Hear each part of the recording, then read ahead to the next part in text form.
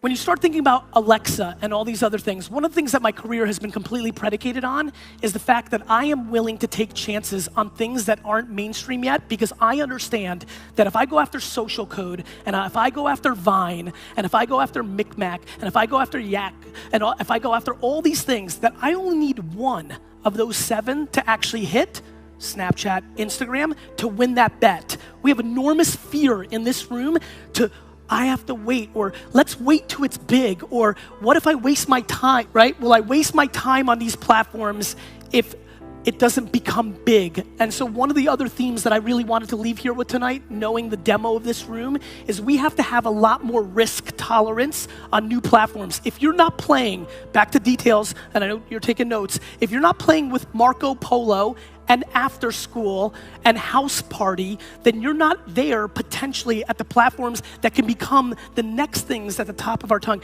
How many people here, let's be really honest. Let's be really, really, really honest with ourselves inbound. Please raise your hand if this is true. How many people in this room, and I want everybody to look around, said 2.5 years ago, 3 years ago, maybe even a year ago, that they would never be on Snapchat, that was stupid, and now have a Snapchat account? Raise your hands. Raise it high, higher. This is where all the action is. This is where all the action is. This is the opportunity in this room. But we continue to downplay. We continue to downplay the upside because we fear the risk of being on there and wasting time. If you have not achieved what you want to professionally or in life, time is the number one thing you've got. You need to deploy as much of that as humanly possible. That is the asset. When you have not achieved the things that you want to happen in life, and it is because of time that you haven't wanted to put into these platforms or worlds, that is a massive mistake. It's the one asset you have. Not everybody in this room has money. It's true. You agree, right? So are you gonna work your fucking face off? Thank you. It's the one thing we have. It's the one thing we have because everybody wants to come up with excuses. I spend my life reading excuses on social media and my inbox. I'm this, I wasn't born that way, I wasn't born here, this, I'm a female, I'm an immigrant, I'm a minority, I'm transgender. Excuses. Reality, by the way, I truly believe those are disadvantages. I'm not naive to the shortcomings of this country. The problem is, nobody cares. The market doesn't care. So we sit and we dwell, and that's what do you think we've been doing for the last month? And what we're gonna do tomorrow morning, we're gonna dwell and complain, and that's utter defense instead of going on the offense. And so we spend unbelievable amounts of time dwelling and wasting our time on dumb shit. Like people literally email me and say, you're so lucky, and I wish this was happening to me. And then the third tweet or the third Instagram post is, awesome Saturday. Stayed home and watched an entire season of fucking Game of Thrones.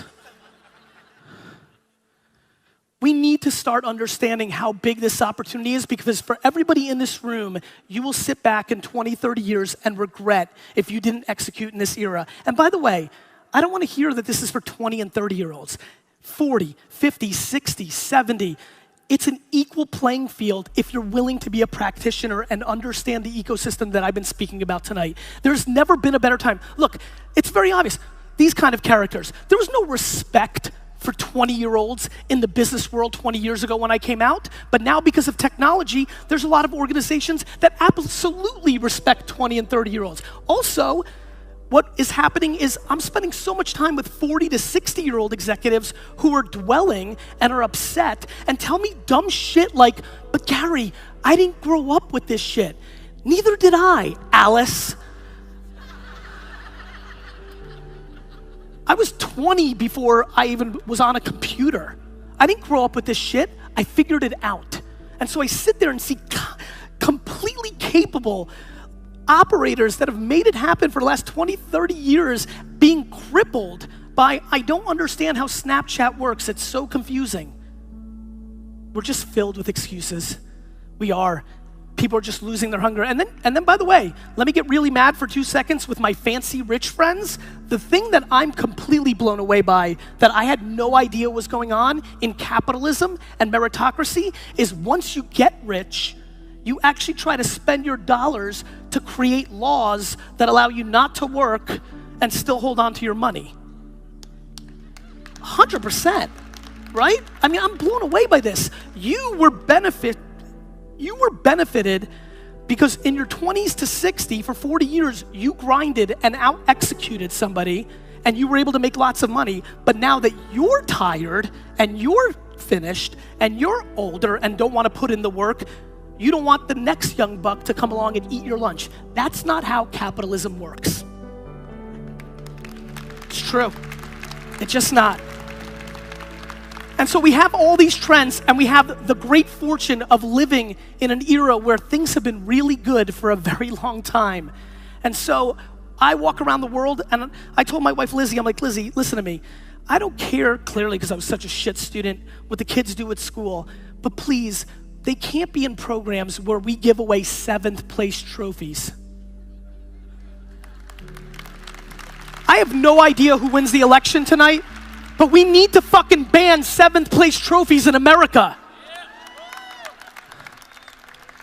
And so we have all these macro situations going on, and not to mention, for a lot of people here under 30, you haven't been in the game during an economic downturn because things have been very cushy for the last 7 years, where if you're 23 years old and you have an idea, your company's miraculously worth $4 million.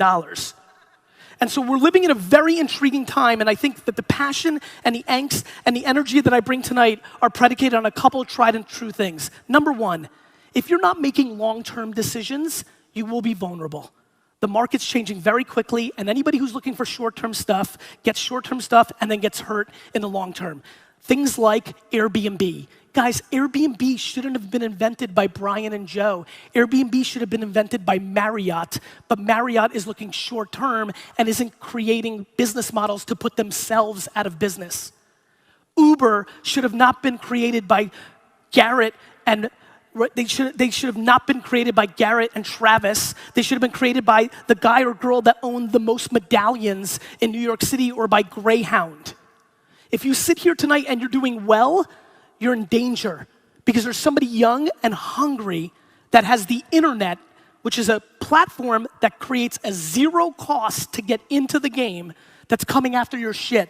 So if you don't do what I do, which is wake up every single morning, and try to put yourself out of business, somebody else is gonna do it for you. It is much more fun, my friends, to put yourself out of business than have somebody else do it for you.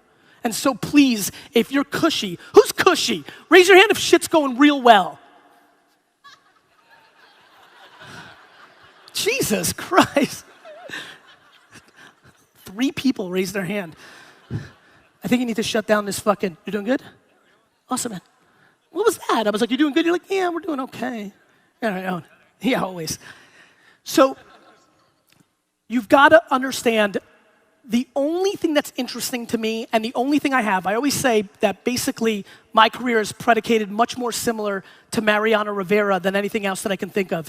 If you're a baseball fan, he was a very good closer for the New York Yankees, where basically his entire career was predicated on one pitch. He had one pitch for 17 years, and nobody could hit it. And that's basically my business career. I've got one pitch, which is the following. I know what you're gonna do before you know you're gonna do it. It's the thing that I was gifted with, just like if you can sing, just like you can shoot. I've always had the intuition. I was made fun of, and aggressively made fun of, for launching a website in 1996, because just like people sit here and think that Vine or Snapchat is a fad, there's people in this room that remember where the whole internet was a fad. But I bet on it, and I built a big business. And then I was made fun of because this thing called YouTube came out, and I took a chance on that because I thought it was gonna be big, and started a wine show and sat in front of a camera and drank 4 bottles of wine for 20 minutes, and hundreds of thousands of people watched it. And then that worked. And then Twitter worked. And then I invested in Twitter and Facebook and things of that nature. But I had so many losses along the way. One thing that's never talked about with my genius career was that I was on YouTube super early, but I left 6 months in and started producing Wine Library TV exclusively on Vidler. I was wrong. One thing that's not talked about is that I thought that the biggest startup in the world in 2010 was gonna be Yobongo. I was wrong. And I continue to be interested in being wrong for the rest of my life because I am a purebred entrepreneur, because I'm not scared of trying things and wasting my valuable time because I want things. And most of all, and this is the most of all of the whole thing, I just genuinely don't give a fuck about what you think about me.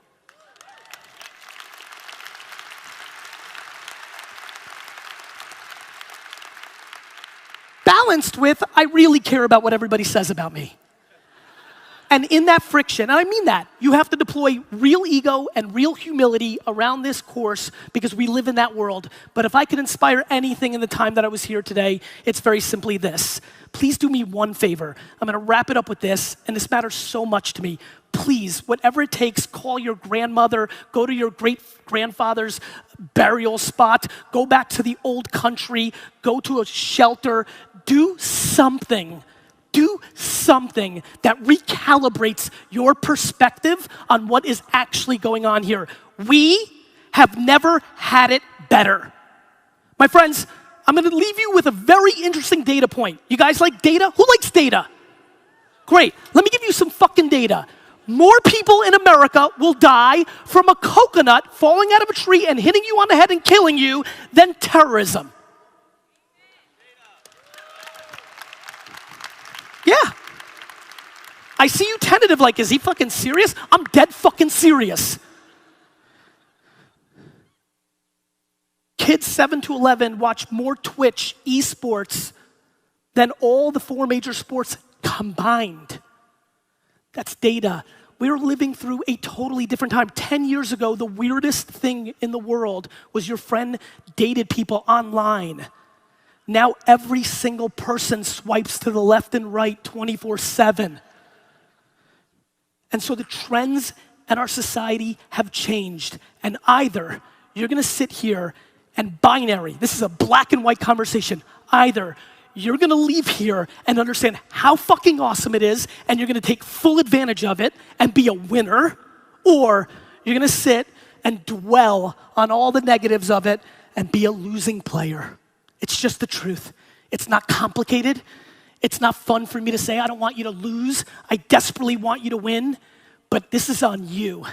Nobody else is in control. There are people who deal with things like the loss of their children or real diseases. We're sitting and dwelling about not getting enough likes on fucking Instagram. We're sitting and dwelling about forces that don't really have impact on us. It is time that this collective room and our space understands this is the greatest golden era of not only business, but life, and you really, and I mean really, need to fucking grab it. Thank you.